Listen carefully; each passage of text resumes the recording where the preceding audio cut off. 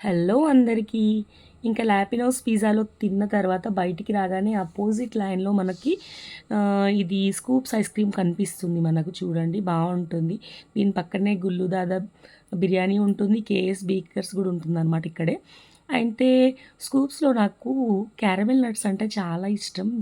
అయితే నేను అది ఆర్డర్ చెప్పాను. ఇంకా మా స్వీటీ ఎప్పుడు వచ్చినా కూడా కోన్ తింటా అంటది. కోన్ ఎక్కడన్నా రోడ్ సైడ్ దొరికిపోతది గదా! మా సోనీ వచ్చేసి ఇది మన ఫ్రూటింజా అని ఉంటుందనమాట. అన్ని ఫ్రూట్స్ బాగుంటది టేస్ట్, అది గూడా చాలా బావుంటది. అయితే దాన్ని అడుగుతున్నాం, "ఎక్కడ పోయినా ఇదే తింటావా నువ్వు?" అనేసి. దాని తర్వాత ఇంకా మనం ఐస్ క్రీమ్ తింటుంటే మా అక్క కొత్త కొత్త సెటైర్‌లేస్తుంది.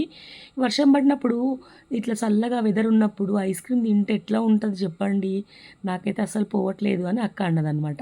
నాకు అడుగుతుంది, "చల్లగా ఉంటాయి ఐస్ క్రీమ్ తింటావా నువ్వు?" అని. నేను తింటాను బావుంటది. వర్షం పడుతుంటే ఒక టైంలో అట్లా వెళ్ళి తినేవాళ్ళము నేను, మా ఆయన అని చెప్తున్నారు. చెప్తుంటే దానికి ఇంకా ఆమె కొన్ని సెటైర్‌లేసింది. నవ్వి నవ్వి ఎంత కడుపు నొప్పి లేసిందంటే మాకు.